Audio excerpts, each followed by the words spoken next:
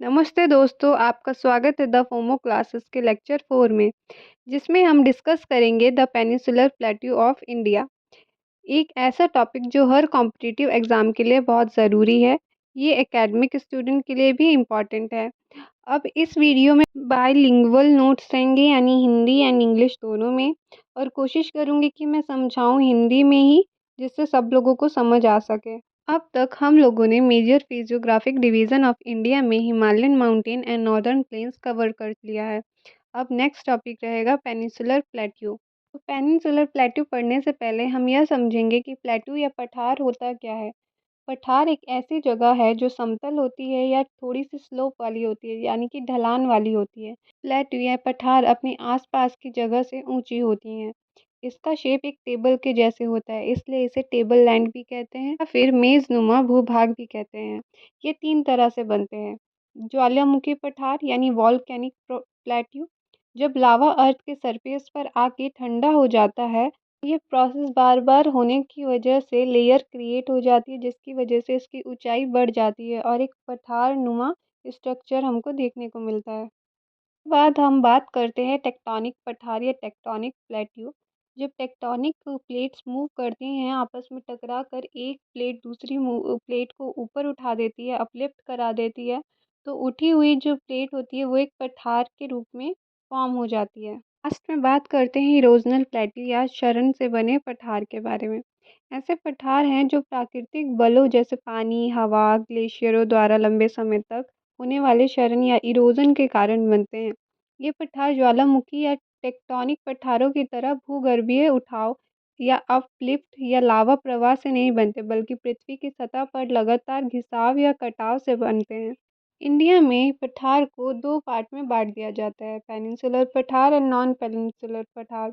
Peninsular पठार में काफ़ी सारे पठार आ जाते हैं, जैसे कि Deccan plateau, Malwa plateau, Chota Nagpur plateau, Meghalaya plateau, Bundelkhand plateau, Bastar plateau, Dandakaranya plateau, Baghelkhand plateau, Vindhyan plateau, Maharashtra plateau. और नॉन पेनिनसुलर पठार में जैसे लद्दाख प्लेट्यू, कश्मीर प्लेट्यू, काबरी एंगलोक प्लेट्यू, ये सब आ जाते हैं। इस चैप्टर में हम पेनिनसुलर प्लेट्यू के बारे में डिस्कस करने वाले हैं, क्योंकि पेनिनसुलर प्लेट्यू हमारे लिए इम्पॉर्टेंट है, इसलिए हम पेनिनसुलर प्लेट्यू के बारे में ही पढ़ते हैं। एग्ज़ाम पॉइंट ऑफ व्यू से भी पेनिनसुलर प्लेट्यू इम्पॉर्टेंट है। तो हम डिस्कस करते हैं peninsular and non peninsular plateau के बीच में एक छोटा सा डिफरेंस देख लेते हैं कि पेनिनसुलर प्लेट्यू हमारे साउदर्न इंडिया में लोकेटेड होता है और ये एशियन रॉक से बने होते हैं। इनमें बहुत तरह के मिनरल्स पाए जाते हैं और ये ऊंचाई में लगभग मॉडरेट लेवल की हाइट रहती है इनकी, लगभग 300 to 900 मीटर। और ये फ्लैट होते हैं, स्लोपिंग होते, फ्लैट मतलब चपटे होते हैं और ढलान वाले प्लेट्यूज होते हैं। नॉन पेनिनसुलर प्लेट्यू हमें नॉर्दर्न या नॉर्थ ईस्टर्न इंडिया में मिलते हैं। ये सेडिमेंट्री या वॉल्केनिक रॉक के बने होते हैं। ये किन्हीं किन्हीं एरिया में बहुत ज़्यादा हाई एल्टीट्यूड के होते हैं, जैसे कि लद्दाख प्लेट्यू में होता है। इनकी पूरी सरफेस ऊबड़ खाबड़ भी रहती है। तो आइए चलते हैं, देखते हैं पेनिनसुलर प्लेट्यू के बारे में। पेनिनसुलर प्लेट्यू तीन टाइप के होते हैं, Deccan plateau, central highland plateau, northern eastern plateau. यानी दक्कन का पठार, केंद्रीय उच्च भूमि एंड पूर्वोत्तर पठार। दक्कन के पठार को भी क्लासिफाई किया जा सकता है तीन पार्ट में, जैसे कि central Deccan plateau, eastern Deccan plateau, southern Deccan plateau. यानी मध्य दक्कन पठार, पूर्वी दक्कन पठार, दक्षिण दक्कन पठार। सेंट्रल दक्कन प्लेट्यू या मध्य दक्कन पठार महाराष्ट्र और नॉर्थ कर्नाटका के क्षेत्र में पाए जाते हैं। यहाँ पर काली मिट्टी भी मिलती है, जिसको रेगुड़ मिट्टी भी कहते हैं। यहाँ पर कपास की खेती यानी कॉटन की खेती फेमस है। ईस्टर्न दक्कन प्लेट्यू में यानी पूर्वी दक्कन पठार आंध्र प्रदेश, तेलंगाना और उड़ीसा के हिस्से को कवर करती है। यहाँ पर लाल और लेटराइट मिट्टी पाई जाती है और गोदावरी और कृष्णा जैसी नदियों के मैदान भी यहाँ पर मिलते हैं। साउदर्न दक्कन प्लेट्यू यानी दक्षिण दक्कन पठार, यह दक्षिणी कर्नाटक, केरल और तमिलनाडु को कवर करता है। इसमें नीलगिरी और पश्चिम घाट जैसे पहाड़ी क्षेत्र भी शामिल होते हैं। दक्कन प्लेट्यू या दक्कन पठार इंडिया का एक लार्ज जोग्राफिकल रीजन है, यानी एक बड़ा भूभाग है जिसमें कई छोटे छोटे पठार आते हैं, जैसे कि महाराष्ट्र प्लेट्यू। महाराष्ट्र प्लेट्यू महाराष्ट्र में पाया जाता है। यहाँ काली मिट्टी मिलती है जिसे रेगुड़ भी कहते हैं। यह मिट्टी कपास की खेती यानी कॉटन की खेती के लिए उपयुक्त होती है, इसलिए महाराष्ट्र को कपास का कटोरा भी कहा जाता है। ये मिट्टी ज्वालामुखी चट्टानों यानी वॉल्केनिक प्लेट्यू होता है। इसमें पानी को लंबे समय तक रोकने की क्षमता होती है। महाराष्ट्र के पठार क्षेत्र में महत्वपूर्ण नदियाँ बहती हैं जो कृषि और सिंचाई के लिए जीवनदायी होती हैं, जैसे कि गोदावरी नदी, इसे दक्षिण गंगा कहा जाता है। भीमा नदी या ये कृष्णा नदी की सहायक नदी है यानी ट्रिब्यूटरी है। कृष्णा नदी यह दक्षिण भारत की एक प्रमुख नदी है। ये नदियाँ सिर्फ खेती ही नहीं बल्कि पानी पीने और महाराष्ट्र का पठारी क्षेत्र खनिजों से भी समृद्ध है। यहाँ पाए जाने वाले प्रमुख खनिज यानी मिनरल्स हैं आयरन ओर यानी लौह या अयस्क, जो इस्पात निर्माण के काम आता है। इस्पात निर्माण मतलब स्टील मेकिंग में भी काम आता है। फिर इसके बाद बॉक्साइट जो एल्यूमीनियम मेकिंग में काम आता है। मिनरल्स यानी खनिज संसाधनों की वजह से ही यहाँ खनन और उद्योगों का विकास हुआ है।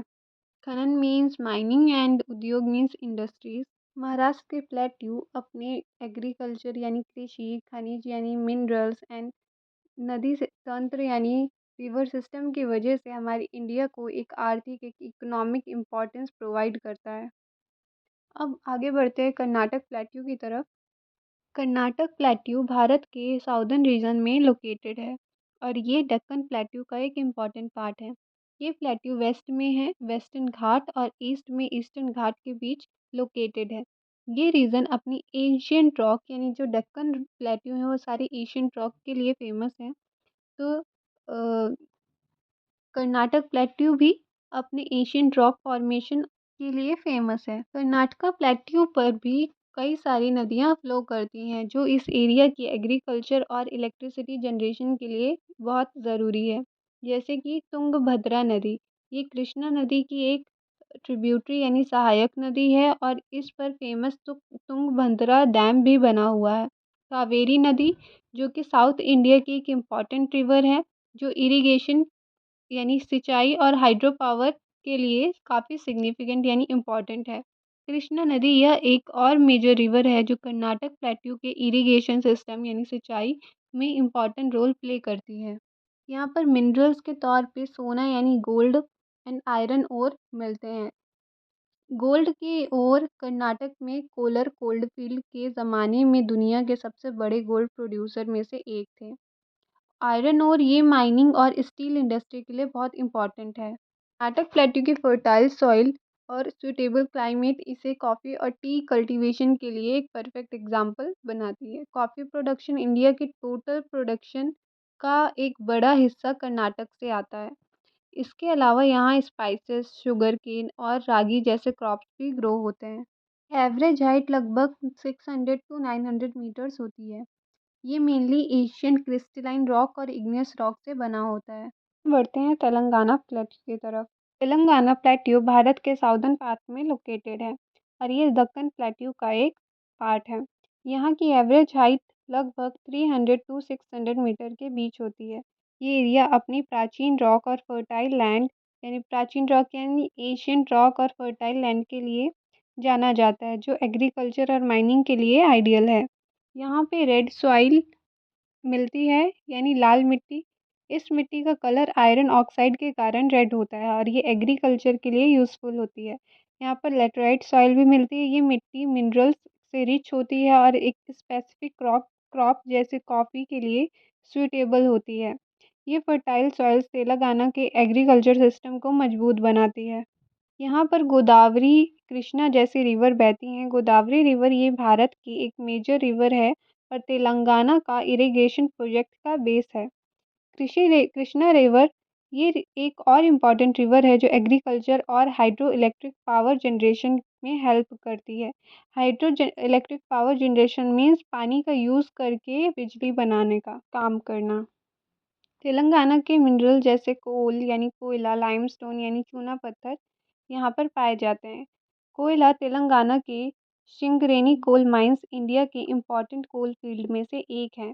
लाइमस्टोन यानी चूना पत्थर ये मिनरल सीमेंट इंडस्ट्री के लिए बहुत इंपॉर्टेंट होते हैं। इन रिसोर्स की वजह से तेलंगाना का इंडस्ट्रियल डेवलपमेंट बहुत तेज़ी से हुआ है। यहाँ की रेड और लेटेराइट सॉइल पर राइस, मेज़, ज्वार जैसी क्रॉप्स ग्रो होती हैं। कोल एंड लाइमस्टोन की माइनिंग यहाँ के लोगों के लिए एम्प्लॉयमेंट और इंडस्ट्री के लिए रॉ मटेरियल प्रोवाइड करती है। गोदावरी और कृष्णा रिवर की वजह से इरिगेशन और हाइड्रो इलेक्ट्रिक पावर प्रोजेक्ट पर काम कर रहे हैं। नेक्स्ट हम बात करते हैं आंध्र प्रदेश प्लेट्यू के बारे में। आंध्र प्रदेश भारत के साउथर्न ईस्टर्न रीजन में लोकेटेड है, यानी कि ईस्टर्न घाट के आसपास लोकेटेड है। ये एरिया अपनी फर्टाइल सॉइल और रिवर्स के कारण एग्रीकल्चर और इरिगेशन के लिए काफ़ी इम्पोर्टेंट है। आंध्र प्रदेश में Godavari river, Krishna river, Penneru river पाई जाती है। गोदावरी रिवर भारत की एक लॉन्गेस्ट रिवर में से एक है और आंध्र प्रदेश की इरिगेशन और हाइड्रो पावर प्रोजेक्ट के लिए ज़रूरी है। कृष्णा रिवर ये एक और मेजर रिवर है जो इस रीजन के एग्रीकल्चर और इंडस्ट्री में अहम रोल प्ले करती है।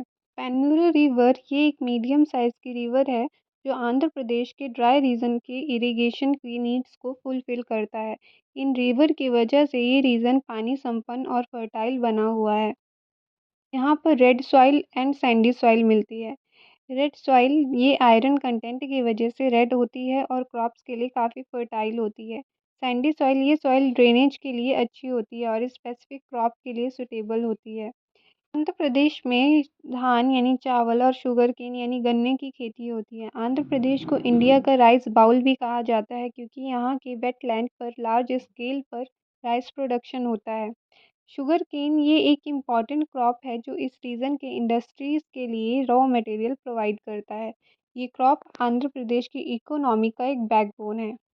ये ईस्टर्न घाट के पास लोकेटेड होती है और यहाँ रोलिंग हिल्स यानी ऊबड़ खाबड़ वाली ज़मीन और फर्टाइल प्लेन्स मिलते हैं। यहाँ की रिवर की वजह से यहाँ इरिगेशन सिस्टम काफ़ी एडवांस है। फर्टाइल सॉइल और मानसून रेनफॉल इस रीजन की एग्रीकल्चर प्रोडक्टिविटी को बूस्ट करते हैं। अब बात करते हैं बस्तर प्लेट्यू की। ये छत्तीसगढ़ राज्य के दक्षिण हिस्सों में लोकेटेड होता है। ये एरिया अपने अनस्पॉइल्ड नेचर और ट्राइबल पॉपुलेशन के कारण एक अलग पहचान रखता है। इस प्लेट्यू की एवरेज हाइट 600 से 800 मीटर है और ये रीजन इकोलॉजिकल और कल्चरल डाइवर्सिटी से भरा हुआ होता है। बस्तर प्लेट्यू डेंस फॉरेस्ट के लिए फेमस होते हैं जो साल और टीक जैसे वैल्यूएबल ट्रीज से भरे हैं।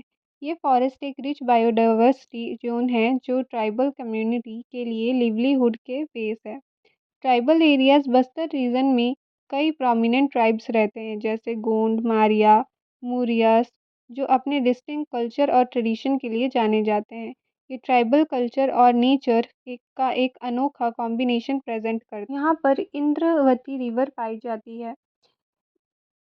ये रिवर ना सिर्फ इरिगेशन और फिशिंग के लिए इम्पॉर्टेंट है बल्कि बस्तर की इकोनॉमी को भी सपोर्ट करती है। इंद्रवती रिवर के आसपास लश ग्रीनरी और वाटरफॉल्स इस रीजन को एक नेचुरल ब्यूटी का हब बनाते हैं। बस्तर में आयरन और बॉक्साइट मिलता है। आयरन और स्टील इंडस्ट्री के लिए ज़रूरी है। बॉक्साइट एल्यूमिनियम प्रोडक्शन के लिए एक प्राइमरी सोर्स है।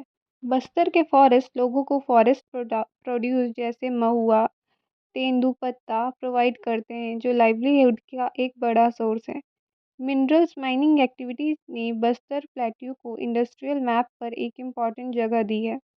रिवर इंद्रावती और इसके आसपास के वाटर रिसोर्स से एग्रीकल्चर और फिशिंग इंडस्ट्री का सपोर्ट मिलता है। बात करते हैं रायचूर के पठार के बारे में। रायचूर प्लेट्यू भारत के कर्नाटक और आंध्र प्रदेश के बॉर्डर पर लोकेटेड है। इसका नाम रायचूर डिस्ट्रिक्ट के नाम पर पड़ा है जो कर्नाटक में सिचुएटेड है। ये प्लेट्यू दक्कन प्लेट्यू का एक हिस्सा है और यहाँ का एलिवेशन यानी ऊंचाई 300 से 600 मीटर तक होती है। यहाँ रायचूर प्लेट्यू का एग्रीकल्चर और इकोलॉजिकल इम्पोर्टेंस को डिफाइन करते हैं इसकी रिवर। यहाँ पर Krishna river and Tungabhadra river पाई जाती है। कृष्णा रिवर भारत की सबसे बड़ी नदियों में से एक है जो इस रीजन के इरिगेशन और वाटर सप्लाई का बेस है। तुंगभद्रा रिवर ये कृष्णा की एक ट्रिब्यूटरी है जो और रायचूर प्लेट्यू की प्रोडक्टिविटी को बढ़ाता है। मिट्टी और फसलों की बात करें तो यहाँ की मिट्टी ब्लैक कॉटन सॉइल और रेड सॉइल पाई जाती है जो एग्रीकल्चर के लिए परफेक्ट है। यहाँ पर फसल राइस, ज्वार, कॉटन की होती है। धान की खेती कृष्णा और तुंगभद्रा नदियों के आसपास की लैंड में राइस फार्मिंग काफ़ी पॉपुलर है। ज्वार एक मेजर क्रॉप है जो यहाँ के ड्राई क्लाइमेट में ग्रो होती है। कॉटन ब्लैक सॉइल की वजह से यहाँ कॉटन फार्मिंग काफ़ी फेमस है। ये माइनिंग के लिए भी काफ़ी इम्पोर्टेंट है। यहाँ का मेन मिनरल गोल्ड है और ये भारत के कुछ गोल्ड माइन का घर है। हट्टी गोल्ड माइंस जो कर्नाटक में सिचुएटेड है, रायचूर प्लेट्यू का एक मेजर हाईलाइट है। यहाँ पर मॉडरेट रेनफॉल और ड्राई कंडीशन होती है। कृष्ण और तुंगभद्रा नदियों के बीच का ये एरिया फर्टाइल और इरिगेशन फ्रेंडली होता है। प्लेट्यू की स्लोपिंग सरफेस इसे आइडल बनाती है फार्मिंग और सेटलमेंट के लिए। आगे बात करते हैं विदर्भ प्लेट्यू के बारे में। महाराष्ट्र के ईस्टर्न रीजन में लोकेटेड है और दक्कन प्लेट्यू का एक हिस्सा है।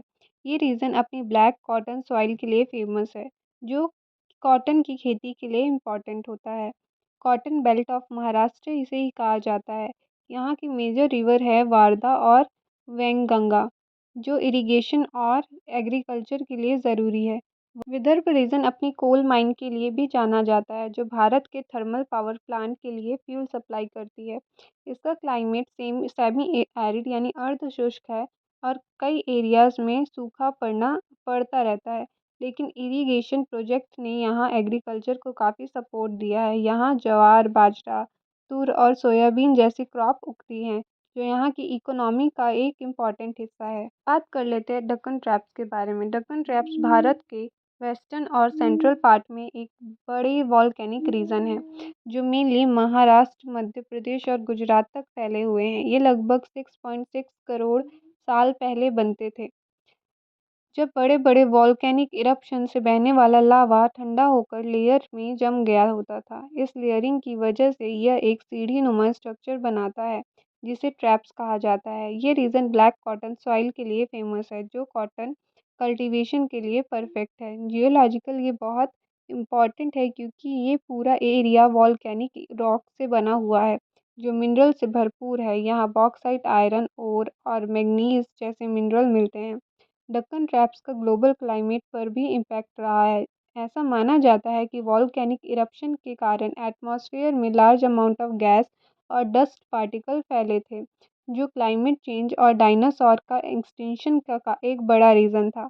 आज के टाइम में ये एरिया एग्रीकल्चर और मिनरल रिसोर्स के लिए बहुत इंपॉर्टेंट है और जियोलॉजिकल स्टडी के लिए ये एक सिग्निफिकेंट साइट माना जाता है। अब तक हम लोगों ने दक्कन प्लेट्यू के क्लासिफिकेशन और दक्कन प्लेट्यू होता क्या है ये समझा। अब पढ़ते हैं सेंट्रल हाईलैंड की तरफ, जो पेनिसुलर प्लेट्यू का एक पार्ट है। आरावली हिल्स के नॉर्थ वेस्ट और विंध्या रेंज के साउथ के बीच लोकेटेड है। इन हाईलैंड्स में कई प्लेट्यू शामिल हैं, जिनके यूनिक फीचर है, जैसे Malwa plateau, Bundelkhand plateau, Baghelkhand plateau, Chota Nagpur plateau.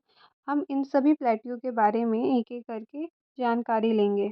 सबसे पहले देखते हैं मालवा प्लेट्यू। मालवा प्लेट्यू मध्य प्रदेश और राजस्थान में लोकेटेड है और ये सेंट्रल हाईलैंड का एक इम्पॉर्टेंट पार्ट है। ये प्लेट्यू अरावली हिल्स और विंध्य रेंज के बीच बाउंडेड है। इस रीजन की सॉइल ब्लैक कॉटन सॉइल है, जो कॉटन और सोयाबीन की खेती के लिए आइडियल है। मालवा प्लेट्यू को चंबल, बेतवा और केन नदियाँ ड्रेन करती हैं, जो यहाँ के इरिगेशन और एग्रीकल्चर में सिग्निफिकेंट रोल प्ले करती हैं। ड्रेन करती हैं मतलब बहती है यहाँ पर। ये प्लेट्यू वॉल्केनिक ओरिजिन का है और इसका इकोनॉमिक और एग्रीकल्चर इम्पोर्टेंस भारत के ज्योग्राफी का एक ज़रूरी हिस्सा है। अब बात करते हैं बुंदेलखंडी प्लेट्यू, जो कि उत्तर प्रदेश और मध्य प्रदेश के रीजन में लोकेटेड है। ये प्लेट्यू मेनली हार्ड ग्रेनाइट और सैंडस्टोन यानी बालू पत्थर से बना होता है, जो इसके पत्थरों से भरी सतह को डिफाइन करता है। इस रीजन को बेतवा, कीन और धसन नदियाँ ड्रेन करती है, यानी यहाँ पर बहती है, जो यहाँ के एग्रीकल्चर के लिए जीवन रेखा है। बुंदेलखंड की इकोनॉमी लार्जली खेती पर निर्भर है, लेकिन ये एक सूखा प्रभावित रीजन है, जिसमें पानी की कमी और मानसून पर ज़्यादा निर्भर होना बड़ी चैलेंजिंग बात है। ये प्लेट्यू अपनी ऊबड़-खाबड़ भू आकृति और लिमिटेड वेजिटेशन यानी सीमित वनस्पति के लिए जाना जाता है। इनके लेकिन यहाँ के लोगों की सहनशीलता और एफर्ट्स यहाँ के डेवलपमेंट में महत्वपूर्ण इम्पोर्टेंट रोल निभाते हैं। अब बात करते हैं बघेलखंड प्लेट्यू के बारे में, जो कि मध्य प्रदेश और ईस्टर्न उत्तर प्रदेश के रीजन में लोकेटेड है। ये प्लेट्यू घने जंगलों और खनिज संसाधनों जैसे कोयला, चूना पत्थर के लिए जाना जाता है। इस रीजन को सोन रिवर और इसकी ट्रिब्यूटरीज द्वारा ड्रेन किया जाता है। बघेलखंड प्लेट्यू की नेचुरल रिचनेस, फॉरेस्ट और मिनरल्स यहाँ की इकोनॉमी और डेवलपमेंट के लिए इम्पोर्टेंट रोल दिखाती हैं। इसके बाद बात करते हैं छोटा नागपुर प्लेट्यू के बारे में। छोटा नागपुर प्लेट्यू झारखंड, वेस्ट बंगाल और उड़ीसा में लोकेटेड है और इसे स्टोर हाउस ऑफ मिनरल्स यानी खनिजों का भंडार के नाम से जाना जाता है। यहाँ कोल यानी कोयला, आयरन, लोहा, माइका यानी अभ्रक और बॉक्साइट जैसे मिनरल मिलते हैं। इस प्लेट्यू को दामोदर, सुबर्णरेखा और कोयल नदी ड्रेन करती हैं। ये भारत का एक इम्पॉर्टेंट इंडस्ट्रियल और माइनिंग रीजन है जो देश की इकोनॉमी में महत्वपूर्ण योगदान देता है। आप इस टेबल की हेल्प से जो अब तक हमने पढ़ा है वो रिवाइज कर सकते हैं। चाहें तो इसका स्क्रीनशॉट ले सकते हैं। इसके बाद हम आगे बढ़ेंगे नॉर्थ ईस्टर्न प्लेट्यू की तरफ। North eastern plateau Meghalaya, part of Assam और नागालैंड को कवर करता है। इनके अंदर 3 मेजर प्लेट्यूज शामिल हैं: Meghalaya plateau, Karbi Anglong plateau and Shillong plateau. आगे हम तीनों को एक एक करके पढ़ते हैं। मेघालय प्लेट्यू में हैवी रेनफॉल होती है और ये एरिया मिनरल रिच होता है।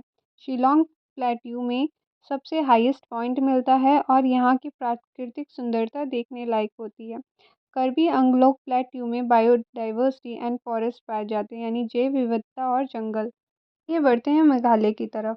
मेघालय अपनी एशियंट रॉक से बना होता है और ये कोयला, चूना पत्थर और यूरेनियम के लिए जाना जाता है।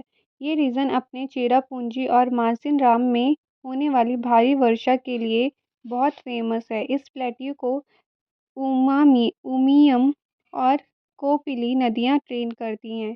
मेघालय प्लेट्यू भारत के रिच नेचुरल रिसोर्स और यूनिक क्लाइमेट फीचर के लिए एक इम्पॉर्टेंट जियोलॉजिकल रीजन है।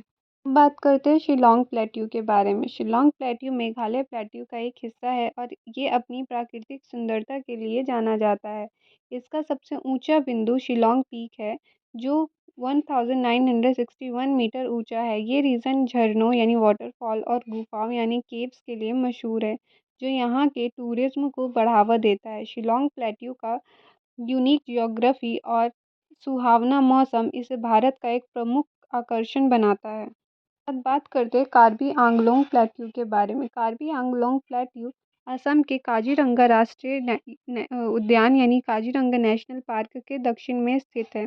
ये रीजन अपने घने जंगलों और जैव विविधता के लिए जाना जाता है। यहाँ का प्राकृतिक सौंदर्य और वनस्पति और जीव जंतु इसे असम के महत्वपूर्ण इकोलॉजिकल रीजन में से एक बनाते हैं। तो दोस्तों आज की वीडियो में हमने पेनिनसुलर प्लेट्यू के बारे में डिटेल में पढ़ा। हमने अलग अलग प्लेट्यूज जैसे Deccan plateau, Malwa plateau, Chota Nagpur plateau, Shillong plateau और कार्बी अंगलोंग प्लेट्यू के लोकेशन फीचर और उनके इम्पोर्टेंस के बारे में समझा। हर एक प्लेट्यू की खासियत जैसे कि मिनरल्स, रिवर्स, सॉइल टाइप्स और एग्रीकल्चर इम्पोर्टेंस को एक्सप्लोर किया। ये सब रीज़न भारत के जोग्राफी और इकोनॉमिक के लिए कितने सिग्निफिकेंट है वो भी डिस्कस किया। तो अगर इस वीडियो में आपको कोई कमी लगी या आने वाली वीडियोस में आपको कोई इम्प्रूवमेंट चाहिए तो आप कमेंट बॉक्स में ज़रूर बताइए। तो मिलते हैं नेक्स्ट वीडियो में। तब तक लाइक, शेयर एंड सब्सक्राइब और बेल आइकन को ज़रूर दबाएं ताकि मेरी नेक्स्ट वीडियो आपको समय पर मिल पाए।